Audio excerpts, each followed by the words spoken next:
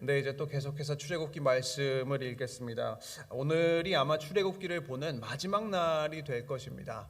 왜냐하면 이제 35장부터는 하나님께서 시내산에서 주신 이미 한 번 주신 계명들이 똑같이 반복이 되기 때문에 이 부분은 이제 전에 그냥 이게 넘어가기로 얘기를 했었었는데, 이제 지금까지 처음부터 끝까지 출애굽기를 함께 읽으면서 하나님은 이스라엘을 애굽에서 인도하시고 또 언약이라는 것을 통해서 관계를 맺기를 원하셨고, 그리고 그렇기 때문에 이스라엘을 출애굽을 시키시고 시내산까지 인도하신 것을 우리가 보았는데, 이스라엘은 하나님의 약속을 의심했었습니다.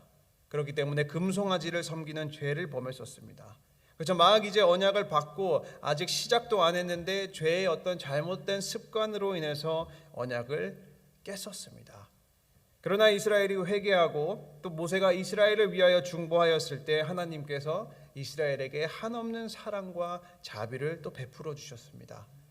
오늘 읽은 마지막 부분은 하나님께서 모세를 다시 또 한 번, 그렇게 되면 이제 세 번째로 시내산에 부르셔서 이스라엘이 금송아지를 섬김으로 인해서 깨어졌던 언약이 다시 체결이 되고 모세가 깬 두 돌판을 다시 받게 되는 장면이 나오는 것입니다.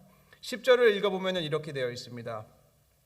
여호와께서 이르시되 보라, 내가 언약을 세우나니 곧 내가 아직 온 땅 아무 국민에게도 행하지 아니한 이적을 너희 전체 백성 앞에 행할 것이라. 내가 머무는 나라 백성이 다 여호와의 행하심을 보리니 내가 너를 위하여 행할 일이 두려운 것임이니라. 현재 상황은 모세는 지금 두 돌판을 직접 만들어서 시내산으로 올라갔었습니다. 그리고 하나님께서는 다시 돌판에 언약을 써주시고 또 모세에게 하나님의 영광을 보여주심으로써 하나님께서는 이스라엘을 이제 버리지 아니하시고 여전히 함께 하신다는 것을 보여주셨습니다. 그러니까 언약이 회복이 되면은 관계도, 하나님과 이스라엘의 관계도 이제 회복이 되었다는 것을 뜻한데, 여기에서 우리가 먼저 중요하게 생각을 할 수 있는 것은 모세가 이제 다시 시내산으로 올라가서 하나님과의 언약이 회복이 되었다는 것은 단지 이제 하나님과의 언약을, 쉽게 말하면은 계약을 갱신하는 개념이 아닙니다. 그러니까 이 언약은 이스라엘의 우상 숭배로 인해서 분명히 깨어졌고 무효가 되었었습니다. 그런데 여기에서 우리가 생각해 볼 수 있는 것은 이 언약에는 항상 약속과 지키는 것에 대한 약속과 지키지 못하는 것에 대한 책임이 함께 있습니다. 그래서 이제 고대 언약을 생각을 해보면 옛날 사람들은 우리처럼 계약서를 쓰고 그것을 사인한 다음에 만약에 누군가가 위반을 하면은 책임을 지는 것보다는 이제 상징적인 행동을 굉장히 많이 했었는데, 하나의 예를 들자면 언약을 체결할 때 동물을 하나 잡아요. 동물을 잡아가지고 그것을 이렇게 반으로 쪼갭니다. 반으로 쪼갠 다음에 언약을 맺는 사람들이 그 쪼갠 동물 사이로 지나가는 행위를 했었습니다. 근데 그 쪼개진 동물 사이로 지나가는 행위의 뜻이, 내가 지금 너와 맺는 이 언약을 지키지 아니하면은 나도 이 동물처럼 쪼개지겠다. 그죠? 쪼개지리라라고 이제 상징적으로 약속을 하는 것입니다. 그런데 하나님과의 이스라엘의 언약도 분명히 동물의 피로 맺어진 언약입니다. 그렇기 때문에 이스라엘이 의 언약을 우상 숭배를 했을 때 심판을 받아야 하는 것이 정상이지만, 이것이 참으로 은혜인 게 하나님께서 대신 언약의 책임을 지시고 하나님의 자비하심 안에서 깨어진 언약을 다시 한번 체결하게 되는 것입니다. 그러니까 어떻게 보면은 두 번 언약을 만드는 거죠. 그래서 이제 34장에서는 길지만 언약의 약속과 책임, 이스라엘이 해야 하는 것이 다시 이렇게 반복이 되어 있는 것인데, 하나님의 약속은 10절에서 읽은 것처럼 온 이스라엘을 위해 아직까지 아무에게도 하지 않으셨던 이적과 기적을 베푸시고 가나안 민족을 내쫓으시고 이스라엘을 보호하시고 천대까지, 그러니까 영원히 하나님의 사랑과 은혜를 베푸시겠다는 엄청난 축복입니다. 이스라엘은 언약을 잘 지키면 평생 걱정 안 해도 된다는 것입니다. 그게 이 축복이 다시 한번 반복이 되고, 그러면은 그 언약의 축복을 받기 위해서 이스라엘이 지켜야 하는 그 책임들이 길게 11절에서 28절까지 나오게 되는 것인데, 우리가 가장 쉽게 예상할 수 있었듯이 언약의 책임을 말하실 때 가장 먼저 나오는 것이 우상 숭배입니다. 그리고 다른 신을 따르는 것에 대한 부분입니다. 11절에서 13절을 보면은 이렇게 되어 있습니다. 너는 내가 오늘 내게 명령하는 것을 삼가 지키라. 보라, 내가 내 앞에서 아모리 사람과 가나안 사람과 헷 사람과 브리스 사람과 히위 사람과 여부수 사람을 쫓아내리니 너는 스스로 삼가 내가 들어가는 땅의 주민과 언약을 세우지 말라. 그것이 너희에게 올무가 될까 하노라. 너희는 도리어 그들의 제단들을 헐고 그들의 주상들을 깨뜨리고 그들의 아세라상을 찍을지어다. 그러니까 이제 새롭게 체결이 되는 언약에 하나님께서 다시 한번 강조하시는 것은 이스라엘은 다른 족속과 관계를 맺지 아니하는 것이었습니다. 왜냐하면 관계는, 언약은 오직 하나님 한 분과 맺을 수 있었던 것입니다. 언약은 관계입니다. 이때 근동 지역에서 나라와 나라가 관계를 맺고 조약을 맺게 되면은 그 관계는 나라뿐만이 아니라 그 지역 사람들이 믿고 있었던 신들과도 동맹을 맺는 개념이었습니다. 그러니까 이스라엘의 입장에서 이방인들과 만약에 관계를 맺고 조약을 맺고 언약을 맺게 되면은 나는 하나님도 믿는데 다른 신들도 인정을 한다라는 이제 뜻이 되는 거기 때문에 관계를 아예 맺지 말라는 거예요. 그리고 하나님은 이 한 발짝 더 나아가서 관계를 맺지 않는 것뿐만이 아니라 이방인들이 사용했던 우상 숭배의 장소를 사용하는 것도 금하셨습니다. 가나안에 정착하게 되면은 그들의 제단과 주상과 아세라상을 다 헐어버림으로써 요만큼의 우상 숭배를 할 수 있는 건수를 아예 제거하도록 하시는 것입니다. 하나님께서는 이스라엘에게 어떤 모습이더라도 어떤 형태더라도 우상 숭배를 단호하게 금하신 이유는 하나님은 이스라엘 백성과 맺는 관계가 하나님과 이스라엘의 관계가 유일한 관계인 것이고 독점적인 관계인 것입니다.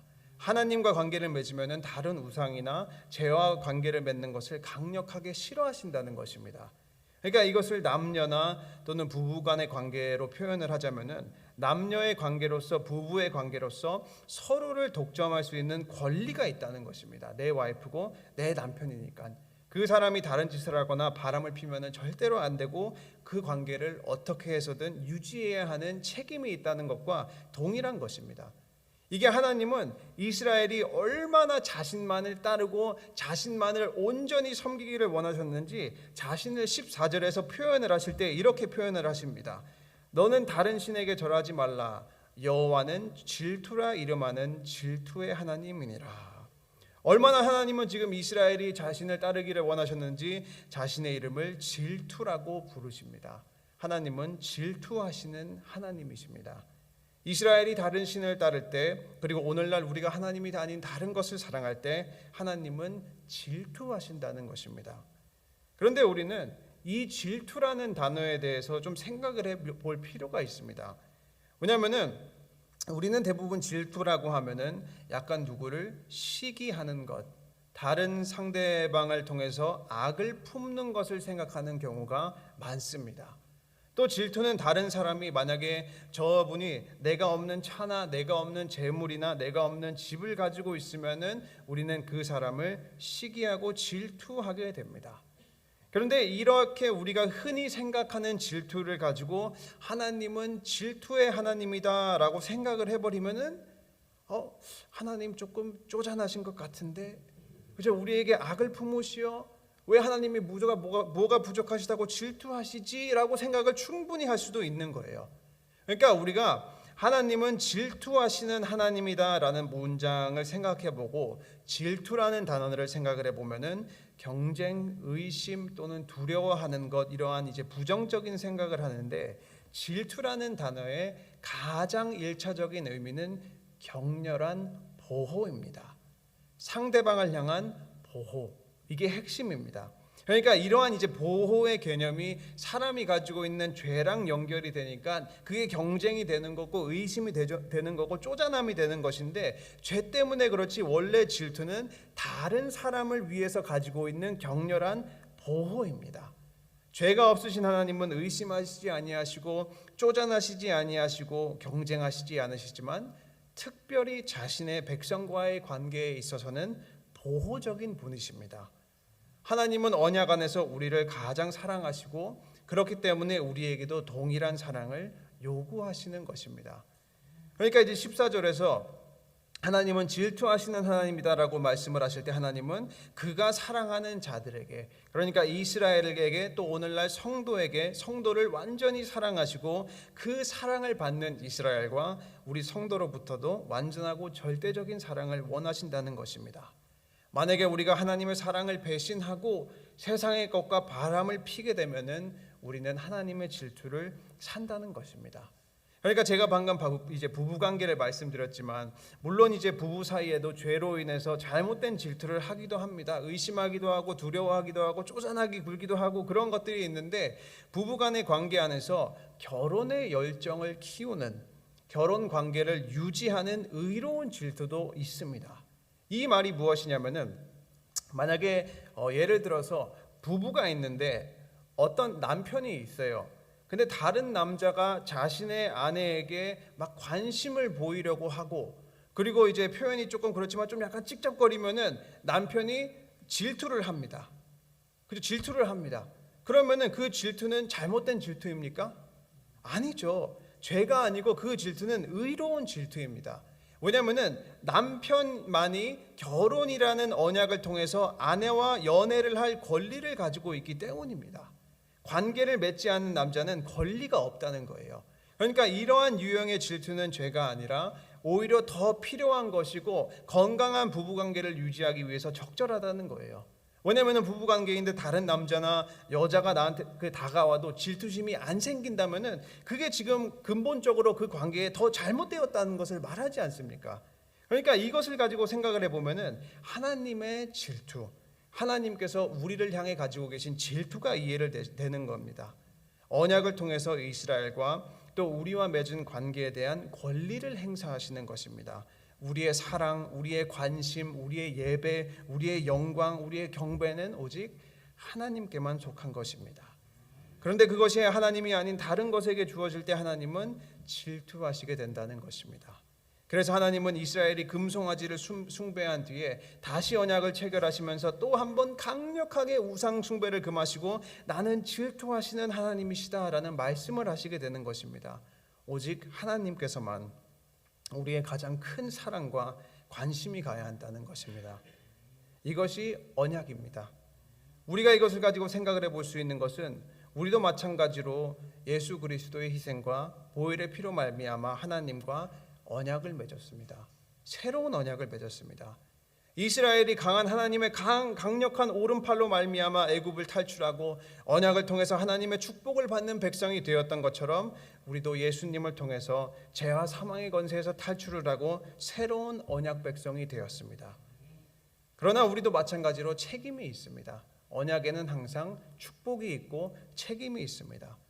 우리의 책임은 하나님의 질투를 사지 않는 것입니다. 우리의 사랑과 경배와 예배와 관심과 영광은 오직 하나님께로만 가야 합니다. 이제 제가 중고등부를 담당을 하고 있는데 지금까지 이제 중고등부 아이들과도 함께 출애굽기 말씀을 읽고 있습니다. 지금까지 애들하고 이제 13장까지 읽었는데 새벽 기도회 때 우리가 1세대로서 함께 출애굽기를 읽고 또 주일날 2세대와 이제 또 같이 출애굽기를 읽는데 같은 말씀을 듣고 같은 말씀을 이제 생각을 하는 것이 굉장히 저는 중요하다고 생각을 하기 때문입니다. 근데 이 말씀을 드리는 게 공교롭게 이번 주에 이제 학생들이랑 함께 오늘 우리가 나누는 것과 비슷한 얘기, 하나님과의 관계를 얘기하면서 애들한테 제가 이러한 얘기를 했어요. 야, 하나님은 얼마나 이스라엘을 사랑하시냐. 이스라엘이 출애굽을 하는 것을 보면은 우리가 볼 수 있는 것은 우리의 삶을 맡길 수 있는 분이 하나님이시고 하나님은 자비로운 분이시고 하나님은 약속을 지키는 분이시다. 그러면은 우리도 예수님을 통해서 하나님과 관계를 맺고 이스라엘과 동일한 하나님의 사랑과 자비를 매 순간순간마다 받고 있는데 너희들은 지금 이 관계를 잘 유지하고 있냐? 하나님과의 관계도 그렇고 모든 사람과의 관계를 잘 유지하려면은 노력이 필요한데 너희는 얼마나 노력을 하고 있냐? 그러한 얘기를 하면서 애들한테 너희는 이제 그만 교회를 부모님들한테 끌려서 오는 것이 아니라 너와 하나님과의 관계를 지키기 위해서 나와라라는 말을 했었는데 우리 중고등부 애들한테만 물어보고 우리 성도님들한테 안 물어보면 좀 섭섭하잖아요. 그러면은 이 자리에 계신 우리 사랑하는 친구교회 성도님들에게도 제가 똑같이 여쭤봅니다. 우리의 사랑과 우리의 경배와 우리의 관심과 영광은 오직 하나님께 가야 합니다. 하나님은 참으로 우리를 사랑하시고 우리에게 자비를 베풀어 주십니다. 그러면은 우리 친구교회 성도님들은 이 관계 잘 유지하고 계시죠? 자, 아니면 우리의 사랑과 우리의 관심을 세상의 것, 또 혹시 다른 것, 돈이나 재물이나 명예나 자녀에게 주심으로써 하나님과의 관계는 버려두고 바람을 피고 계시지는 않으신가요? 하나님은 질투하시는 하나님이십니다. 그렇기 때문에 항상 우리의 사랑과 우리의 예배를 하나님께 드리시는, 하나님과 바람을 피지 않으시는 우리 귀한 친구교회 성도님들이 되시기를 주님의 이름으로 축원합니다. 이제 18절에서 28절은 다양한 절기를 지키도록 하시는 것이고, 그것 외에 부수적으로 이제 명령을 하시는 것인데, 이것은 이제 많이 봤으니까 자세히는 안 보고 아주 간략하게 기억이 나도록 설명을 드리자면은, 이곳에서 하나님이 지키라고 하신 것은 세 가지의 절기입니다. 무교절, 칠칠절, 그리고 수장절. 이제 무교절은 하나님께서 이스라엘을 애굽에서 인도하여 내시고 애굽에서 인도하여 내신 그 은혜를 기억하며 일주일 동안 무교병을 먹는 절기입니다. 그러니까 과거의 은혜, 과거에 이끌어 주신 은혜를 감사하는 것이고, 그리고 칠칠절은 농사를 짓고 가장 첫 번째 수확한 이삭을 하나님께 드리는 절기입니다. 그 말은 현재 추수하게 하시고 오늘 먹을 것을 공급하게 하시는 하나님께 감사드리며 첫 수확을 하나님께 드리는 것입니다. 현재의 은혜를 감사한다는 것이죠. 그리고 마지막 수장절은 우리의 추수감사절과 같습니다. 한 해 공급하신 하나님께 감사를 드리고 농작물을 다 수확을 하고 이제 농사가 끝나고 거두지 못할 때가 올 때라도 먹고 굶주리지 않도록 예비하시는 하나님께 감사를 드리며 지키는 것입니다. 그러니까 미래도 책임지시는 하나님께 은혜에 감사하는 것이죠. 그러니까 이 세 가지의 절기의 핵심은 매 순간순간마다 하나님의 은혜를 감사하고 기쁜 마음으로 하나님의 절기를 지키는 것입니다. 항상 하나님의 은혜를 감사하고 하나님께 기쁨으로 우리의 삶을 드리는 것이 하나님께서 이스라엘에게 원하신 것이고, 이것이 성도가 마땅히 지켜야 하는 책임입니다. 우리는 항상 하나님의 은혜, 과거에 인도해 주신 은혜, 현재 우리를 인도하여 주시고 계신 은혜, 그리고 앞으로도 인도해 주실 은혜를 기억하는 것이 하나님께서 강조하고 계시는 것입니다. 넘어가서 28절을 보면은 모세는 이제 40일을 또 시내산에 있으면서 두 돌판을 하나님께 받게 됩니다. 그리고 한번 깨어졌던 언약은 다시 온전히 회복이 되었습니다. 그런데 우리는 29절부터 굉장히 신기한 장면을 보게 됩니다. 29절이 이렇게 되어 있습니다. 모세가 그 증거의 두 판을 모세의 손에 들고 시내산에 내려오니 그 산에서 내려올 때에 모세는 자기가 여호와께 말하였으므로 말미암아 얼굴 피부에 광채가 나나 깨닫지 못하였더라. 이제 모세가 시내산으로 올라가서 언약을 다시 회복을 하고 돌판을 받고 내려오는데 사람들이 모세의 얼굴을 보니까 얼굴에서 광채가 났다는 것입니다. 얼굴이 눈이 부실 정도로 비쳤다는 것입니다. 그러면서 30절에는 아론과 온 이스라엘 자손이 모세를 볼 때 얼굴 피부에 광채가 나므로 남을 보고 그에게 가까이 하기를 두려워하더니, 이제 40일 동안 모세가 시내산에서 하나님과 교제를 하고 내려왔는데 갑자기 얼굴에서 막 빛이 나니까 이스라엘 사람들이 놀라고 두려워한 모습을 우리가 볼 수 있습니다. 자, 우리는 이것을 어떻게 가장 쉽게 생각을 하면 되냐면은, 만약에 우리가 이제 향수 가게에 갔다고 칩시다. 우리가 향수를 파는 가게에 들어갔다 오면은 한 30분 있다 오면은 나올 때 우리의 몸에서 무슨 냄새가 납니까? 향수 냄새가 납니다. 그리고 가죽을 다루는 그 가게를 들어갔다 나오면은 시간이 지나면 우리의 몸에도 가죽 냄새가 배고, 또 고깃집을 들어갔다 나오면은 우리의 옷에는 고기 냄새가 뱄니다. 그래서 가끔 가다가 우리 가족이 만약에 외출을 하고 들어왔을 때 고기 냄새를 풍기면은 우리 가족이 우리 부모님이 저녁으로 고기를 드셨구나라고 알 수 있잖아요. 그러니까 그 말은 우리가 어떠한 곳에 있으면은 그 장소가 가지고 있는 성질 또는 성격을 닮게 된다는 것입니다. 향수 냄새가 배고 고기 냄새가 배고 그리고 가죽 냄새가 배고, 그걸 또 다른 사람들이 보고 알 수 있다는 거예요. 그러니까 이 개념으로 생각을 하면은 오늘 모세가 얼굴빛이 확 비춘 거는 굉장히 이해하기가 쉽습니다. 모세의 경우에는 40일 동안 다른 모든 것과의 관계를 단절하고 하나님과의 교제에만 집중을 했었습니다. 그러니까 우리말로 하면은 하루 24시간 40일 동안 향수 가게에 있었던 거예요. 그러면은 모세에게 어떤 결과가 있었겠습니까? 하나님과 40일 동안 교제에 집중한 결과로 하나님의 영광이, 하나님의 거룩함이 자연스럽게 모세로부터 비추어진 것입니다. 그리고 이스라엘은 그것을 볼 수 있었다는 것입니다. 굉장히 쉽죠. 그러면은 이 본문을 가지고 우리가 생각을 할 수 있는 것은 우리가 하나님과 시간을 더 많이 보내면 보낼수록, 그리고 세상에 죄된 것을 끊도록 노력을 하고 하나님과 깊은 교제를 할 때, 그럴 때 우리를 통해서 마치 거울처럼 우리의 삶과 우리의 말과 우리의 행동을 통해서 하나님의 영광이 나타난다는 것입니다. 고깃집 표현하면 하나님의 냄새가 우리에게 밴다는 거예요. 그러니까 다른 사람들이 우리의 변화된 모습을 보고, 내가 그 하나님이라는 고깃집에 40일 동안 쭉 있었으니까 그 냄새를 맡고 다른 사람들이 그것을 보고, 아, 나도 저렇게 하고 싶구나. 다른 사람들에게 그것을 많이 풍길 수 있게 되는 것인데, 이것이 모세가 40일 동안 하나님과의 교제에만 집중을 했을 때 나타났다는 것입니다. 이것이야말로 오늘날 성도가 참된 빛과 소금의 역할을 하는 것입니다.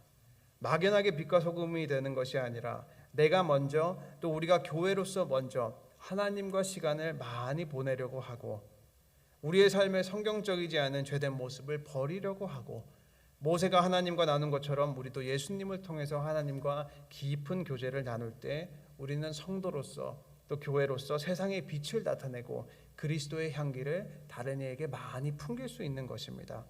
하나님은 우리를 세상의 빛이라고 말씀하십니다. 이 빛은 항상 나타나야 한다는 것입니다. 그렇기 때문에 우리 사랑하는 친구교회 성도님들, 남들보다 더 하나님과 더 교제를 하시려고 하고 하나님과 더 시간을 많이 보내시려고 하셔야 합니다.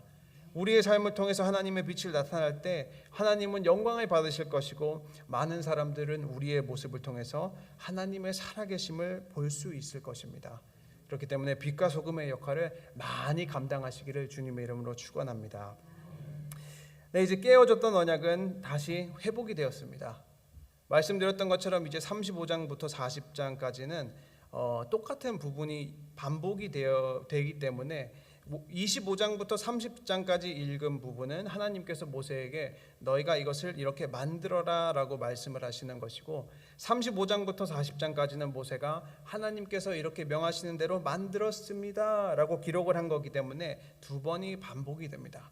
그래서 전에 말씀드린 것처럼 이 부분은 읽지 않고 이제 다음부터는 다른 성경을 볼 것인데, 이렇게 출애굽기는 또 마무리가 되었습니다. 우리는 출애굽기를 통해서 오직 하나님께서만 유일하신 신이신 것과, 하나님께서 이스라엘을 애굽에서 이끌어내신 것과, 이스라엘 자손을 향한 그의 사랑과 신실하심을 볼 수 있었습니다. 그리고 신의 산의 언약을 통해서 십계명과 여러 가지 율법을 통해서 사람의 죄악됨을 깨우치셨습니다. 그리고 성막을 통해서 장차 오시게 될 예수 그리스도의 사역, 대속의 사역을 증거하셨고, 하나님께서 친히 이스라엘과 함께 계심을 증거하셨습니다. 이 출애굽기에서 이스라엘에게 해당이 된 모든 것은 우리에게도 동일하게 해당이 되는 것입니다. 하나님은 자비로우시고 사랑이 많으시고 신실하십니다. 그리고 하나님께서는 예수님을 통해서 우리와 함께 성막이 되신 것처럼, 성막이 되신 예수님처럼 예수님을 통해서 우리와 함께 친히 거하십니다.